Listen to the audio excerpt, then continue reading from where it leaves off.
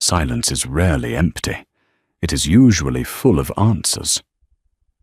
When 32-year-old Claire picked up a heavy Mont Blanc pen to sign away her 7-year marriage, her husband, Richard, smirked, thinking he had won the ultimate victory. He assumed her quiet compliance was a sign of defeat, the pathetic resignation of a woman who brought nothing to his elite, fast-paced corporate world.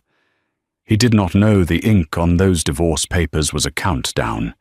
He did not know that while he was busy orchestrating a ruthless exit strategy to replace her, Claire's family was busy executing a hostile corporate takeover of his entire existence. Claire stood by the floor-to-ceiling windows of their Upper East Side penthouse, watching the Manhattan skyline glitter against the freezing November night. She held a mug of chamomile tea, her fingers wrapped tightly around the warm ceramic. Behind her, the sharp, rhythmic tapping of Richard's fingers on his MacBook keyboard echoed through the cavernous living room. Richard was a senior partner at Harrison, Sterling and Croft, a prestigious mid-sized corporate law firm with offices in New York, London, and Chicago. Over the past 7 years, Claire had watched him transform from a passionate, idealistic law school graduate into a ruthless, status-obsessed shark. He wore bespoke Tom Ford suits, checked the time on a platinum Rolex Daytona, and spoke in a language entirely composed of billable hours, mergers and acquisitions. And somewhere along the way, he had decided that Claire was no longer enough. "Are you going to stand there all night, or are you going to pack for the Hamptons?" Richard asked, not looking up from his screen. His voice carried that familiar tone of exasperated superiority, the one he usually reserved for junior associates who had failed to properly format a brief. "I thought we were staying in the city this weekend," Claire replied mildly, turning to face him. She wore a simple, unbranded cream cashmere sweater, a piece from Loro Piana that Richard always dismissed as frumpy because it lacked a recognizable logo. "Victoria is hosting a dinner party at her estate in Southampton tomorrow," Richard said, finally shutting his laptop with a loud snap. "Half the executive board from Morgan Stanley will be there. I need to be seen. And I need you to not wear that." He gestured vaguely at her sweater. "Put on something striking. Something that says my wife belongs in this tax bracket." Victoria Chase. The name always sent a quiet, icy ripple through the room. Victoria was the newest equity partner at Richard's firm, a sharp-featured, relentlessly ambitious woman whose father was a prominent federal judge. Victoria wore Louboutins like they were combat boots and made no secret of her disdain for Claire. To Victoria, Claire was just Richard's starter wife, a woman who spent her days managing a small, independent botanical shop in Brooklyn and volunteering at a local animal shelter. What neither Richard nor Victoria knew was that Claire's botanical shop was a hobby, a deliberate grounding mechanism. Her maiden name was Claire Kensington. Her father, Arthur Kensington, was the founder and majority shareholder of Kensington Global, a massive private equity conglomerate based in Geneva. Her family's wealth wasn't just old, it was foundational. They didn't buy flashy sports cars or boast about their net worth on Forbes lists. They bought sovereign debt, they bailed out national banks, and they owned the commercial real estate beneath the feet of Manhattan's elite. When Claire met Richard, she had craved normalcy. She wanted a man who loved her for her mind, not her trust fund. She had introduced herself simply as Claire, a girl from upstate New York, and had kept her family's empire entirely separated from her personal life. For a time, it had been a beautiful romance. But ambition is a corrosive acid, and as Richard climbed the corporate ladder, his love for her had dissolved, replaced by a deep resentment of her perceived mediocrity. The betrayal had not been sudden. It had been a slow, agonizing bleed. Claire had noticed the late nights, the sudden emergency client meetings at the Four Seasons, the scent of Le Labo Santal 33 on his collars, a perfume Victoria famously wore. The final fracture occurred 3 days before the Hamptons trip. Claire had been looking for a tax document in Richard's leather briefcase when she found a manila envelope. Inside were early drafts of a divorce settlement. It was heavily annotated in Richard's sharp, aggressive handwriting. Leave her the Brooklyn shop. Offer a $250,000 lump sum. Keep the penthouse. Keep the Aston Martin. Ensure she waives all right to future earnings. And in the margins, written in red ink, undoubtedly Victoria's handwriting, was a note. Make sure the non-disclosure is ironclad. We can't have her crying to the press about being dumped before your promotion. Claire hadn't cried. She hadn't screamed or thrown his expensive scotch against the wall. Instead, she had carefully placed the documents back into the briefcase, exactly as she had found them. She walked into the bathroom, stared at her pale reflection in the vanity mirror, and felt a profound, chilling clarity wash over her. The love she had harbored for Richard extinguished in that moment, leaving behind nothing but cold, calculated resolve. She picked up her phone and dialed a Swiss number she hadn't called for business purposes in nearly a decade. Kensington Private Wealth, a crisp voice answered. Put me through to my father, Claire said softly. Miss Kensington. Right away. When Arthur Kensington answered, his voice was warm but gravelly. Claire, my darling, it's been too long. Hello, Dad, Claire had said, looking out at the city that her family practically owned. I need a favor. I need you to look into a firm called Harrison, Sterling and Croft. Specifically, I need to know who holds their debt, who owns their building, and how vulnerable they are to an aggressive acquisition. Her father had chuckled, a deep, rumbling sound. Getting back into the family business, Claire? No, Claire replied, her eyes narrowing. I'm just doing some house cleaning. Now, standing in the living room, as Richard dictated what she should wear to a party hosted by his mistress, Claire simply nodded. I'll pack something suitable, she said quietly. Good, Richard replied, already checking his phone, completely oblivious to the fact that he was speaking to the woman who now held the strings to his entire future. Don't embarrass me, Claire. This weekend is critical. The firm is expanding, and I'm next in line for managing partner. I can't afford any dead weight dragging me down.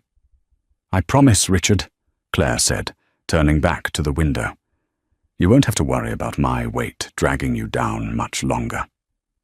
The conference room at Harrison, Sterling and Croft was a masterpiece of intimidation. Located on the 54th floor of a sleek glass skyscraper in Midtown, it featured a massive slab of polished black mahogany for a table, ergonomic Herman Miller chairs, and panoramic views of the city meant to make the client feel small and the lawyers feel like gods. Claire sat at the far end of the table, her posture perfect, her expression utterly unreadable. She wore a tailored charcoal blazer over a simple white silk blouse, her hair pulled back into a severe, elegant clasp. She had brought no lawyer with her. Across from her sat Richard, flanked by a smug family law attorney named Gregory Vance, a man infamous in New York circles for financially eviscerating the spouses of wealthy executives. Hovering near the doorway, pretending to review a file but clearly there to gloat, was Victoria Chase. She wore a crimson power suit, a smirk playing on her lips. Claire, I must advise you again that you are entitled to seek independent counsel, Gregory said, though his tone was dripping with condescension. However, given the generous nature of Mr. Sterling's offer and the brevity of your marriage, bringing in outside counsel will likely just drain what little capital you are about to receive. Richard cleared his throat, looking everywhere but at Claire. Look, Claire, let's not make this harder than it needs to be. We've grown apart. My career trajectory requires a different kind of partnership. I'm being more than fair here. Claire looked down at the thick stack of papers resting in front of her. She didn't touch them. Fair, she repeated softly, tasting the word. Extremely, Gregory chimed in, leaning forward and sliding a silver pen across the mahogany table. Richard is allowing you to keep full ownership of your flower shop. Botanical shop, Claire corrected smoothly. Right. He is also offering a one-time settlement of $300,000 to help you transition into a new living arrangement. He keeps the primary residence, the vehicles, and the investment portfolios, as those were accrued through his labor and expertise. Victoria shifted her weight by the door, the click of her stiletto echoing loudly in the tense silence. It's a very clean break, Claire. Most women in your position would be fighting tooth and nail for alimony. You should thank Richard for not dragging your personal life through discovery. Claire finally raised her eyes and met Victoria's gaze. Victoria expected to see tears, anger, or perhaps pathetic begging. Instead, she saw a terrifying, glacial calm. It was a look that belonged in boardrooms where billions of dollars were traded, not on the face of a modest florist being cast aside. For a fraction of a second, Victoria's smirk faltered. I see, Claire said. She turned her attention back to Richard. He looked impatient, drumming his fingers on the armrest of his chair. He wanted this over with. He wanted to officially start his new, glamorous life. Richard, are you absolutely certain this is what you want? Claire asked. It wasn't a plea. It was a final verification. A final opportunity for him to show a shred of humanity or decency. It's nothing personal, Claire, Richard said, adjusting his silk tie. We just operate on different frequencies. I'm building an empire here. You're happy with a quiet life. There's nothing wrong with that. But it doesn't fit my brand. Your brand, Claire murmured. Sign the papers, Claire, Richard sighed, running a hand through his perfectly styled hair. Let's move on. Claire picked up the silver pen. She didn't read the clauses. She didn't negotiate the insulting $300,000 payout, a sum Richard made in a single month. She didn't fight for the penthouse she had painstakingly decorated. She simply flipped to the final page, aligned the pen, and signed her name with swift, elegant strokes. Claire Kensington. Gregory blinked, momentarily stunned. In his 20 years of high-stakes divorce law, he had never seen a spouse forfeit millions in marital assets without so much as a whimper. He looked at Richard, who looked equally bewildered, though a triumphant grin was rapidly spreading across his face. Well, Gregory said, quickly pulling the documents back across the table, as if afraid Claire might change her mind. That concludes the mediation. I'll have these filed with the county clerk by tomorrow morning. You are legally separated as of this moment, pending the judge's stamp. Claire stood up, smoothing the front of her blazer. Thank you, gentlemen. She turned and began walking toward the door. As she passed Victoria, the other woman leaned in slightly. Smart girl, Victoria whispered, her voice laced with venomous triumph. Knowing when you're outmatched is a valuable skill. Claire paused. She turned her head, her face inches from Victoria's. I completely agree, Victoria. I highly recommend you remember that. Before Victoria could process the odd statement, Claire had already walked out of the conference room.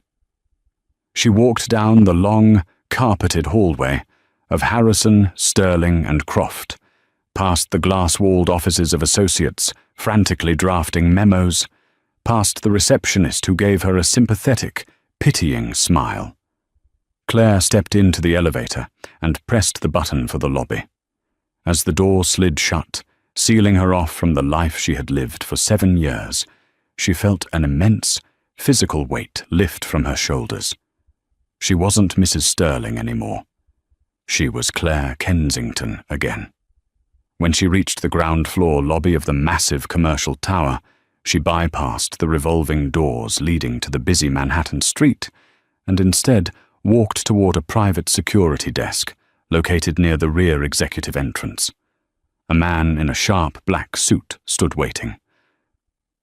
"Car is ready, Miss Kensington," the man said respectfully, handing her a sleek black earpiece. "Thank you, David," Claire said, stepping out into the brisk afternoon air. A black Maybach was idling at the curb. She slid into the plush leather back seat and tapped the earpiece. "Connect me to the acquisitions team," she ordered. A few seconds of static, followed by the crisp voice of her father's lead portfolio manager, a brilliant tactician named Julian Hastings. "Miss Kensington, we've been waiting for your signal." "The personal matters have been legally severed," Claire said, looking out the tinted window as the building housing Richard's firm faded into the distance. "What is the status of the Harrison, Sterling and Croft debt?" "We quietly purchased their primary commercial loans from Deutsche Bank yesterday evening," Julian reported. "We also hold the master lease on their building. They are heavily leveraged, Claire. They've been expanding too fast, banking on a merger that we've already secretly derailed. If we call in the loans, they have 30 days to produce $60 million in liquid capital, or they default." "And if they default?" Claire asked, though she already knew the answer. "We trigger the hostile takeover clause. We acquire their assets, their client list, and their intellectual property for pennies on the dollar. The partners get wiped out." Claire smiled, a slow, dangerous expression that Richard had never seen. "Excellent," Claire said softly. "Call in the debt. Initiate the buyout. Let's show Mr. Sterling what a real empire looks like." She disconnected the call, leaning back into the leather seats. The silence in the car was profound, but for Claire, it wasn't empty. It was the sound of an avalanche beginning to fall. The celebration dinner at Le Bernardin was everything Richard had envisioned for his ascension.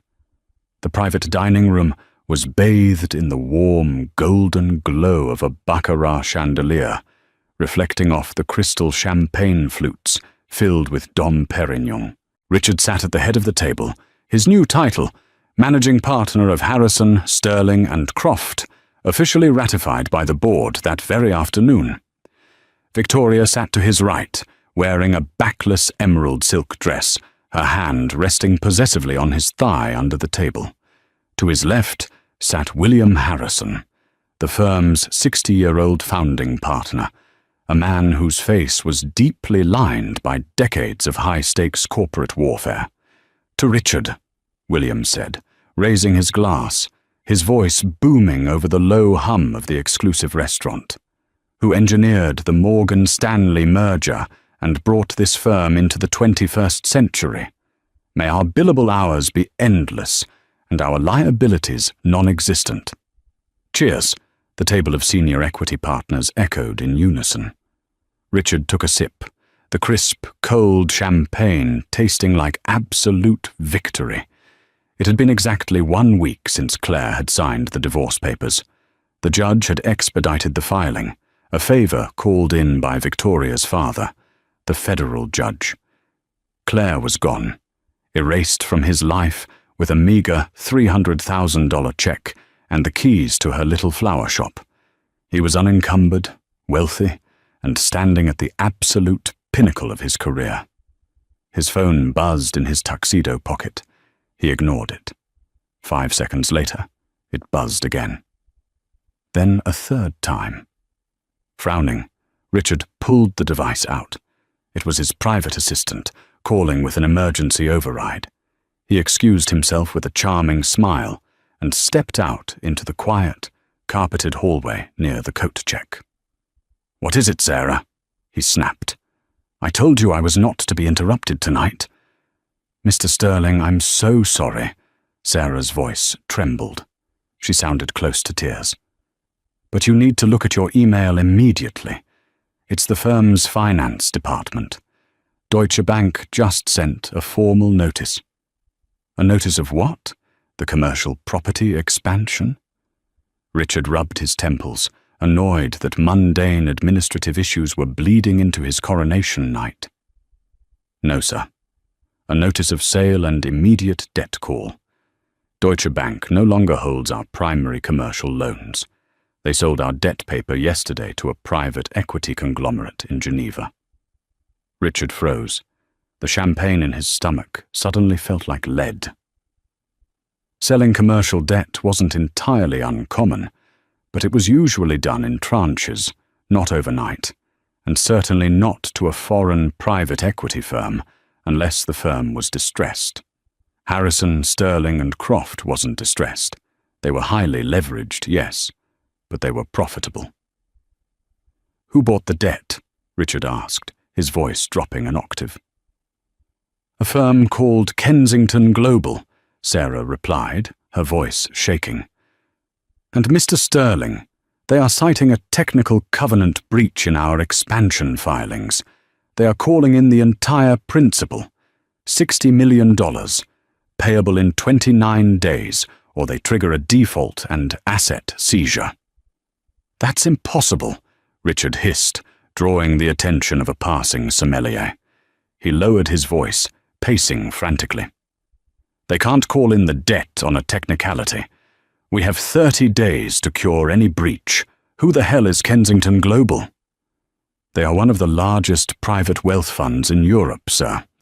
We tried to reach their legal department, but we keep getting stonewalled by a shell corporation. Mr. Sterling, there's more. The shell company that bought our debt? Public records show they also purchased the master lease to our office building in Midtown 3 days ago." Richard leaned against the silk-papered wall, struggling to process the information. This wasn't a standard financial transaction. This was a targeted, synchronized assassination. Whoever Kensington Global was, they had trapped the law firm in a vice grip. If they defaulted on the loan, Kensington would seize the firm's assets, their client list, and their intellectual property.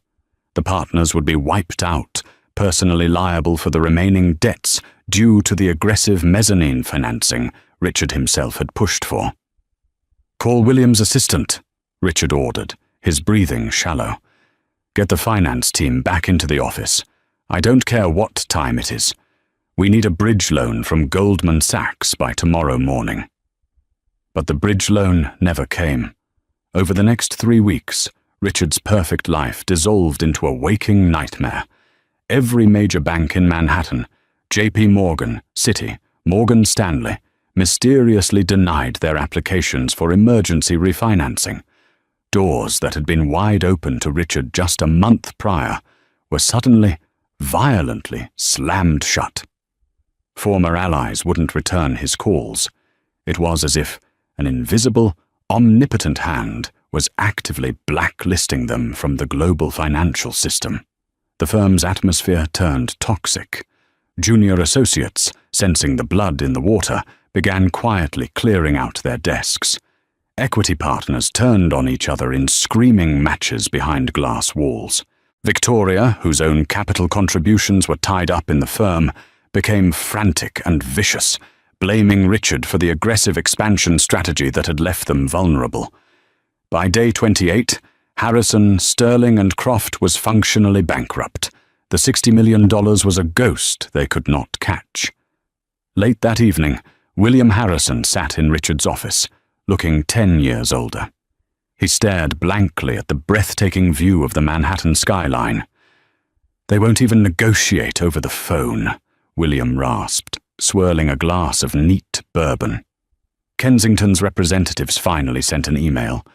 "If we want to discuss a structured surrender to save our personal assets from being liquidated, we have to go to their North American headquarters tomorrow at noon." "We go then," Richard said, his voice hollow, his custom Tom Ford suit hanging slightly loose on his frame after weeks of stress-induced weight loss. We go, we beg for terms, and we find out who the hell is doing this to us. The North American headquarters of Kensington Global occupied the top 3 floors of a towering, ultra-modern skyscraper in Hudson Yards. The lobby alone exuded a level of wealth that made Richard's law firm look like a suburban accounting office. It was all imported Italian marble, brushed titanium, and silent, intimidating security personnel in tailored black suits. At exactly 11:55 a.m., Richard, Victoria, and William stepped off the private elevator, onto the 81st floor. They were met by a severe-looking executive assistant who didn't offer a smile, only a brisk nod. Mr. Harrison, Mr. Sterling, Ms. Chase.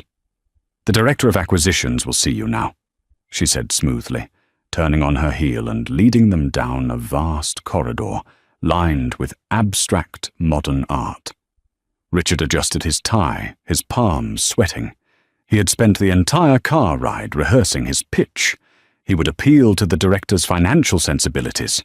He would offer them a 40% equity stake in the firm in exchange for debt forgiveness. He would charm them, litigate them, or outsmart them. He was Richard Sterling. He always found a way out. The assistant opened a set of massive, soundproofed oak double doors, gesturing for them to enter. The boardroom was terrifying in its minimalism. A single slab of live-edge black walnut served as the conference table, overlooking a panoramic, dizzying view of the Hudson River. Sitting at the head of the table, her back turned to them as she looked out the window, was a slender woman in a meticulously tailored, midnight blue Alexander McQueen suit. "Director?" William began, stepping forward, using his most authoritative courtroom voice. "We appreciate you taking the time to meet with us. I am William Harrison, and this is my managing partner, Richard Sterling. We believe there has been a profound misunderstanding regarding our commercial covenants." "There is no misunderstanding, William," a voice said. The voice was soft, melodic, and chillingly familiar. Victoria stopped dead in her tracks, her breath catching in her throat. Richard felt his heart slam against his ribs. The world seemed to tilt on its axis. The leather chair slowly swiveled around. Claire sat there, her legs elegantly crossed, a manila folder resting on the table in front of her. Her hair, usually worn in a messy bun or a simple clasp, was blown out into sleek, razor-sharp waves. Her face was devoid of the warm, accommodating smile Richard had known for 7 years. Instead, her eyes were dark, flat, and absolute. "Claire?" Richard whispered, the name falling from his lips like a heavy stone. "Hello, Richard," Claire said, intertwining her fingers and resting them on the table. She looked past him to the crimson-faced woman at his side. "Victoria, that color still doesn't suit you." "What? What is this?" Victoria stammered, looking frantically around the room as if expecting an old Swiss billionaire to step out from behind the curtains. "What are you doing here? Did Richard hire you to—" "To what, Victoria?" Claire interrupted, her voice slicing through the room like a scalpel. "To arrange the flowers for your bankruptcy hearing." William Harrison looked between Richard and Claire, utter bewilderment contorting his face. "Richard, who is this woman? Why is your ex-wife sitting in the director's chair?" Claire didn't give Richard the chance to answer. She picked up the manila folder and casually tossed it down the length of the table. It slid perfectly, stopping right in front of William. "Allow me to introduce myself, Mr. Harrison. My name is Claire Kensington. I am the sole heir to Kensington Global and the acting director of North American Acquisitions. And as of 12:01 a.m. tomorrow, I am the new owner of your firm." Richard gripped the back of a leather chair to keep his knees from buckling. His mind raced, violently connecting the dots he had been too arrogant to see. Claire Kensington. She had never lied about her name, but she had never elaborated. She wore unbranded clothes that he thought were cheap, but were actually quiet luxury. She managed a botanical shop in Brooklyn, not because she had no ambition, but because she had nothing left to prove. "This is a joke," Richard choked out, his face pale, pointing a trembling finger at her. "This is fraud. You were a florist. You didn't even understand my work." "I understood perfectly, Richard," Claire said softly, rising from her chair. She walked slowly towards them, the click of her heels the only sound in the cavernous room. "I understood that you were funneling firm capital into a risky mezzanine fund. I understood that you were violating your loan covenants by opening the Chicago branch prematurely. I understood your work better than you did. That's why it was so incredibly easy to buy your debt and crush you." "You set us up," Victoria hissed, stepping forward, her hands balled into fists. "You bought the debt just to ruin him because he left you." Claire let out a low, humorless laugh. She stopped a few feet from them, radiating an aura of total, crushing power. "Victoria, please don't flatter yourself," Claire said, looking down at the other woman. "Richard leaving me was the greatest favor he ever did. No, I didn't buy your debt out of a broken heart. I bought it because Richard is sloppy. He builds on sand. When I saw the early drafts of our divorce settlement, when I saw that you two intended to leave me with nothing while protecting his unearned assets, I realized something." Claire's eyes locked onto Richard's. He shrank back, suddenly realizing that the woman standing before him was an apex predator he had mistaken for a house cat. "I realized," Claire continued, her voice dropping to a lethal whisper, "that you didn't respect me because you thought I lacked power. So I decided to show you exactly what power looks like." William Harrison, realizing his entire legacy was evaporating, bypassed Richard entirely. "Miss Kensington," he pleaded, his voice breaking. "Please. Richard's personal vendettas have nothing to do with the rest of the partners. We employ hundreds of people. We can restructure. We can remove Richard as managing partner today. Right now." "Hey!" Richard snapped, turning to William in betrayal. "You can't do that." "I just did," William snarled, before turning back to Claire with pleading eyes. Claire tilted her head, observing the frantic betrayal with mild amusement. "It's too late for that, Mr. Harrison. You allowed a vain, reckless man to leverage your firm into oblivion. Your equity is zero. Your client list is being absorbed by our in-house legal team. By tomorrow, Harrison, Sterling, and Croft will cease to exist." "Claire, please," Richard begged, the arrogance finally draining from him, leaving behind a pathetic, trembling shell. "I have nothing else. The penthouse, the cars, they're all collateral. If you trigger the default, I'm personally bankrupt. I'll lose my license. I'll have nothing." Claire walked back to her desk and picked up a sleek silver Mont Blanc pen. It was the exact same model she had used to sign the divorce papers. "You offered me $300,000, Richard," Claire said, her voice devoid of any emotion. "A generous sum to help me transition. I'll tell you what, I am going to buy your firm for exactly $300,000. I'm going to liquidate your assets, sell your precious Tom Ford suits to pay the creditors, and banish you from practicing law in this city." She held up the pen, the silver catching the harsh midday light. "I suggest you learn to appreciate a quiet life, Richard, because the loud one is over. The financial world is a massive, interconnected nervous system, and by 6 a.m. the following morning, it was having a localized seizure. The Wall Street Journal broke the story first, their digital edition running a headline that sent shockwaves from Wall Street to Canary Wharf. The $300,000 vengeance, Kensington Global, Swallows Manhattan Law Titan in Brutal Overnight Takeover. The article detailed the staggering speed of the debt acquisition, the ruthless execution of the default clauses, and the catastrophic collapse of Harrison, Sterling, and Croft. While the paper couldn't explicitly verify the personal revenge angle, the anonymous quotes from terrified junior associates painted a vivid picture of a firm ambushed by an unseen, unstoppable force. Richard sat in his darkened midtown office, the motorized blinds drawn shut against the morning sun. His phone had been ringing incessantly for 3 hours. Clients were jumping ship faster than the legal department could process the paperwork. The prestigious Morgan Stanley executives, the ones Richard had courted at Victoria's Southampton estate just a month ago, had formally pulled their retainer, citing the firm's unstable financial optics. He hadn't slept. He hadn't changed his clothes.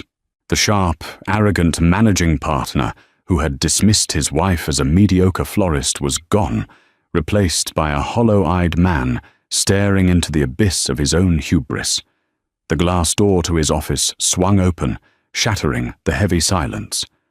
Victoria stood in the doorway. She was not wearing her usual tailored crimson power suit. Instead, she wore a trench coat over a muted black dress, holding a heavy cardboard banker's box filled with her personal files and desk ornaments. "You're leaving?" Richard asked, his voice raw, devoid of its usual silver-tongued confidence.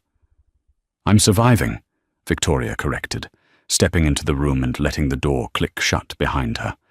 Her face was pale, and the affectionate, possessive demeanor she usually reserved for Richard had completely evaporated. She looked at him not with love, but with calculating disgust. "Victoria, wait. We can fix this," Richard pleaded, standing up, his hands resting heavily on his mahogany desk. "William is panicking, but we have connections. Your father is a federal judge. We can file an emergency injunction to halt the asset seizure. We can claim Kensington acted in bad faith." "My father called me at 5 in the morning, Richard," Victoria snapped, her voice trembling with suppressed rage. "He told me that Arthur Kensington called him personally. Do you understand what that means? The Kensingtons don't just have money, they have gravity. My father told me to sever all ties with you immediately, or risk having my own career collateralized in the fallout. So you're just running, after everything we planned?" Richard's voice rose, desperate and disbelieving. "You're the one who told me to give her a lowball settlement. You're the one who wrote those notes in the margins. And you're the idiot who left them where she could find them," Victoria yelled back, the polished veneer cracking entirely. "You told me she was nobody. You told me she was a quiet, domestic mouse who would just take the check and cry in Brooklyn. You didn't tell me you were married to a financial warlord." She hoisted the heavy box higher on her hip. "I have a meeting with Claire in an hour." Richard froze. The blood drained from his face. "What? Why?" "Because unlike you, I know when a war is lost," Victoria said coldly. "I'm offering her my voting shares and my testimony regarding your improper use of client escrow accounts to pad the mezzanine fund. In exchange, she lets me walk away with my license and my initial capital investment intact." "You're testifying against me," Richard whispered, the absolute betrayal striking him like a physical blow. "That's disbarment, Victoria. That's prison." "It's business, Richard," she replied, echoing the exact phrase he had used on Claire weeks earlier. She didn't offer a sympathetic glance or a lingering touch. She simply turned the handle and walked out of the glass office, leaving Richard completely and utterly alone in the dark. An hour later, Victoria sat in the same terrifyingly minimalist Hudson Yards boardroom. Claire sat across from her, perfectly poised, sipping a black coffee. Beside Claire sat Nathaniel, Kensington Global's sharp-eyed lead auditor, silently taking notes. Victoria laid a thick flash drive on the live edge walnut table and slid it across. "Everything is on there," Victoria said, forcing her voice to remain steady. "Emails, internal memos, bank routing numbers. It proves Richard knowingly bypassed the firm's risk compliance committee to secure the loans that you ultimately bought. If you hand this to the SEC, he is finished. In return, I want immunity from Kensington's civil suits, and I want my $2 million equity buy-in returned." Claire looked at the flash drive. She didn't touch it. She took a slow sip of her coffee, her dark eyes entirely unreadable. "Victoria," Claire said softly, setting her cup down. "Do you genuinely believe I need your help to destroy Richard?" Victoria swallowed hard. "It expedites the process. It's leverage." "I am the leverage," Claire corrected smoothly. She gestured to Nathaniel, who didn't even look at the flash drive. Nathaniel and his team cracked Richard's encrypted offshore accounts 3 days ago. We already have the escrow data. We already filed the SEC whistleblower report this morning at 8 a.m. Your leverage is redundant. Panic, cold and sharp, flooded Victoria's chest. "But I'm cooperating. I'm handing you the managing partner on a silver platter." "You are handing me a drowning man while you try to steal a life raft," Claire replied, leaning forward slightly, her gaze pinning Victoria to the chair. "I read the settlement drafts, Victoria. I know exactly what you thought of me. And I know exactly what you are. You are an opportunist who built her career on nepotism and the wreckage of other women. You don't get a golden parachute today." Claire slid the flash drive back across the table. It stopped mere inches from Victoria's trembling hands. "Your equity is gone. It was absorbed in the default," Claire stated, her voice as final as a gavel strike. "You are personally liable for the remaining debts of the firm, just like Richard. I suggest you call your father, Victoria, because Kensington Global is coming for everything you own." Victoria stared at the woman across the table, finally realizing the true depth of her miscalculation. Claire wasn't just taking revenge, she was performing a total, systemic eradication. Victoria opened her mouth to argue, to plead, but the terrifying silence in Claire's eyes stopped her. Shaking, Victoria took her flash drive and fled the room. Friday at 5 p.m. marked the official deadline for the $60 million cure period. At exactly 5:01 p.m., the heavy glass doors of Harrison, Sterling, and Croft were locked from the outside. The takeover was mechanical, emotionless, and devastatingly efficient. Dozens of private security contractors in dark suits swept the 54th floor, escorting the remaining partners out of the building. Men in grey Kensington Global polos began boxing up servers, archiving physical files, and stripping the mahogany walls of their expensive artwork. Richard was the last to leave. He stood by the floor-to-ceiling windows of his corner office, watching the sunset bleed red across the Manhattan skyline. 2 security guards stood silently by the door, waiting for him. He had nothing in his hands. His computer was seized. His files were locked. Even the expensive scotch he had kept in his credenza had been catalogued as a firm asset. "Mr. Sterling," one of the guards said, his tone polite but firm. "It's time." Richard didn't argue. The fight had been completely drained out of him.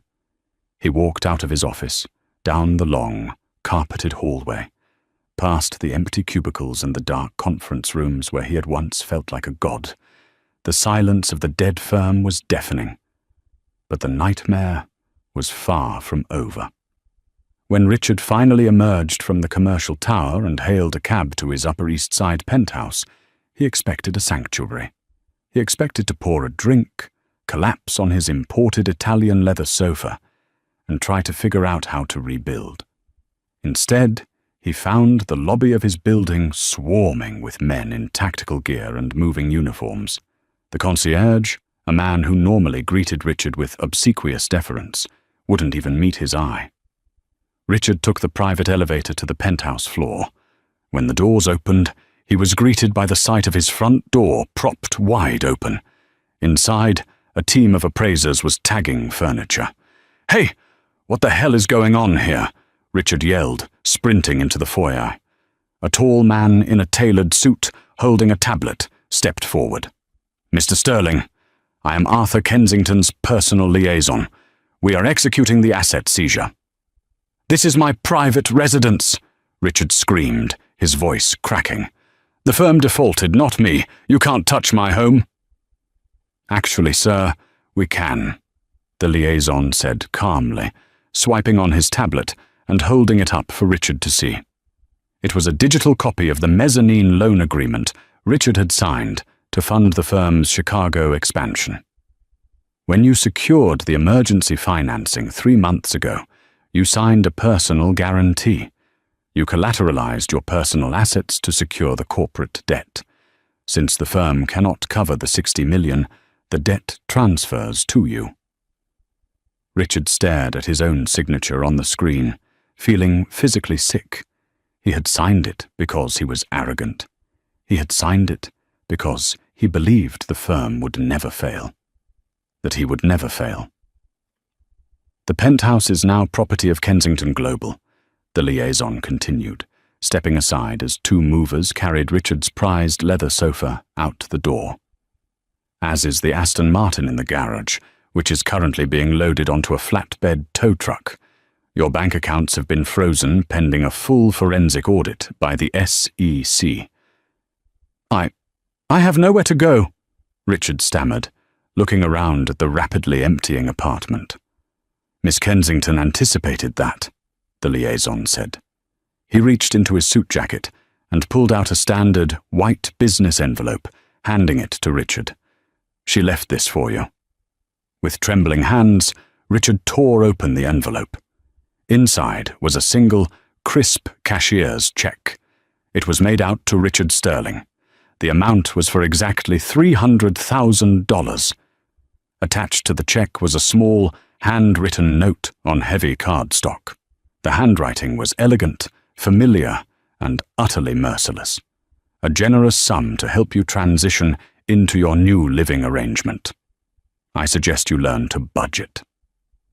See. Richard stared at the check, the sound of his entire life being dismantled echoing around him. He thought back to the conference room just a month ago. He remembered sliding the same insulting sum across the table to Claire, demanding she be grateful for his scraps. He remembered telling her that she didn't fit his brand. He fell to his knees on the bare hardwood floor, the $300,000 check slipping from his fingers. The apartment was stripped bare, cold and empty. He had traded an empire built on genuine love for a house of cards built on ego. And now, the wind had finally blown. 6 months later, the biting wind of a brutal February morning whipped through the streets of Astoria, Queens. Richard pulled the collar of his generic, off-the-rack wool blend coat tighter around his neck, shivering as he stepped out of the N-train subway station. He carried a battered pleather briefcase, a far cry from the custom Italian leather he used to wield like a weapon. The descent had been absolute, a vertical drop into a reality he had spent his entire adult life mocking. Following the collapse of Harrison, Sterling and Croft, the Securities and Exchange Commission had descended upon Richard with the full, unyielding force of the federal government.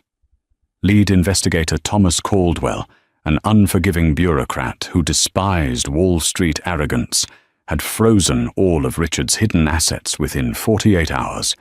The $300,000 cashier's check Claire had left him, the ultimate insult, had vanished with terrifying speed.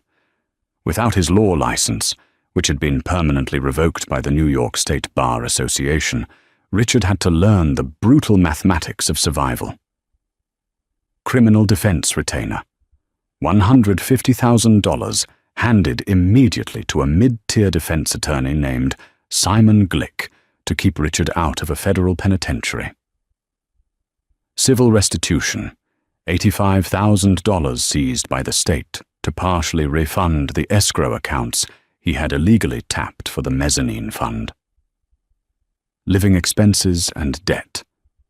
The remaining $65,000 evaporated over 5 months, swallowed by back taxes, credit card companies, and the exorbitant rent for a cramped, mold-smelling studio apartment above a noisy 24-hour laundromat. Richard now worked as a freelance paralegal under a pseudonym, reviewing tedious discovery documents for bottom-feeding personal injury firms at $20 an hour. He spent his days staring at a cracked laptop screen, correcting formatting errors for men who didn't possess a tenth of the legal acumen he once had. As he walked down the slush-filled sidewalk, clutching a lukewarm bodega coffee, his phone vibrated. It was an alert from a legal blog he still masochistically followed. The headline glowed under the grey morning sky.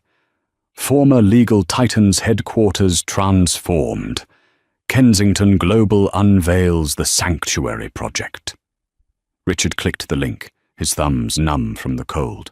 The article featured a high-resolution photograph of the 54th floor of his former Midtown skyscraper. The imposing black mahogany tables and aggressive modern art were gone. In their place were warm, sunlit, collaborative spaces, filled with lush greenery and comfortable seating. Claire had not simply absorbed his firm to liquidate it.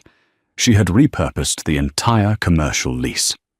The Sanctuary Project, the article detailed, was a massive, heavily endowed, non-profit legal center, fully funded by Kensington Global. Its sole mission was to provide elite, pro bono legal representation to spouses who were being financially abused, hidden from, or aggressively railroaded in high-net-worth divorce proceedings.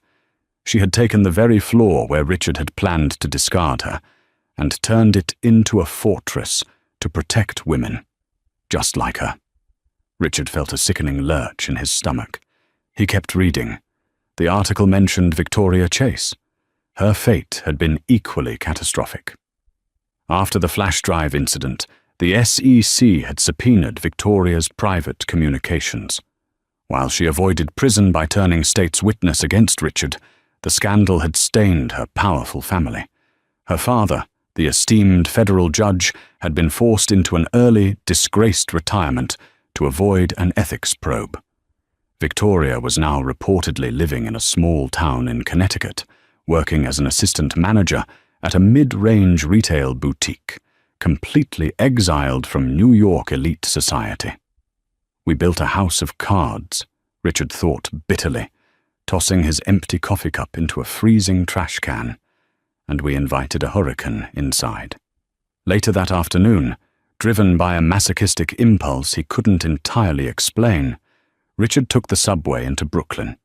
He walked through the affluent, tree-lined streets of Park Slope until he reached the corner where Claire's botanical shop, the Verdant Root, was located. He had expected the shop to be gone, perhaps relocated to a massive flagship store on Fifth Avenue to match her true billionaire status. But as he turned the corner, he stopped dead in his tracks. The shop was exactly where it had always been. The charming, dark green awning, the intricate displays of ferns and orchids in the frosted windows, the soft, warm glow of Edison bulbs illuminating the interior. It looked entirely unchanged, a quiet pocket of peace in the chaotic city. Richard stood across the street, hiding behind the collar of his coat, the snow beginning to fall gently around him. He peered through the glass. Claire was inside. She was wearing a simple, unbranded cream cashmere sweater, the exact same Loro Piana sweater he had mocked on the night he demanded she pack for the Hamptons. Her hair was pulled back in a loose clasp. She was laughing, her face radiant, and entirely free of the tension she had carried during their final years together.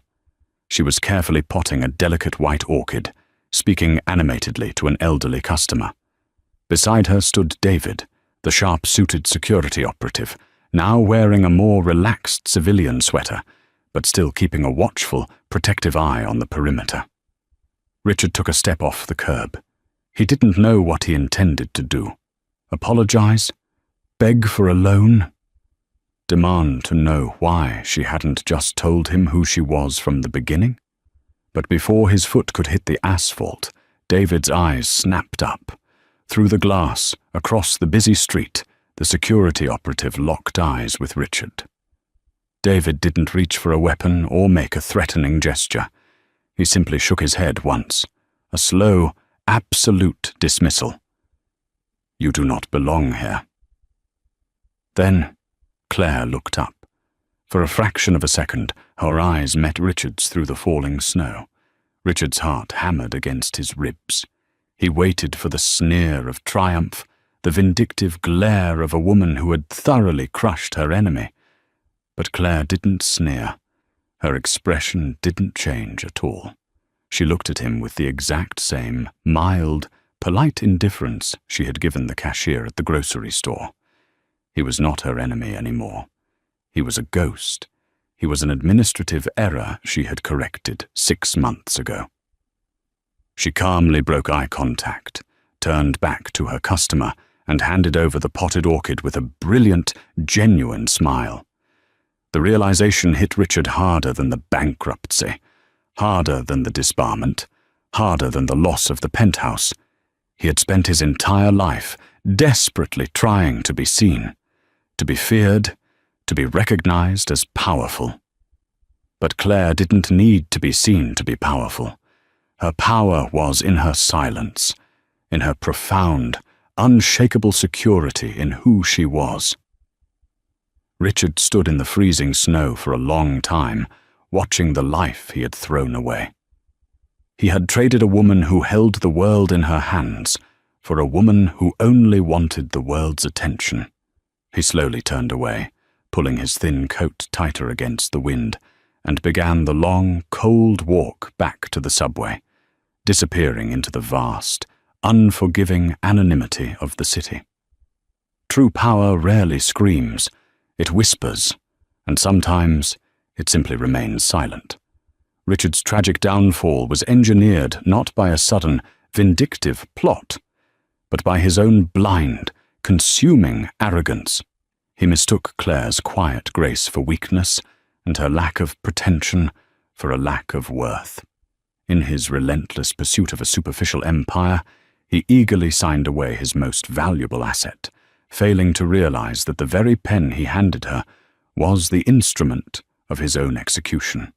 Claire's ultimate vengeance wasn't just the financial destruction of his firm, but the absolute, crushing revelation of his own insignificance. In the end, Richard was left exactly as he had left her, with nothing but the cold reality of a signature, forever haunted by the devastating consequences of underestimating the silent woman in the room.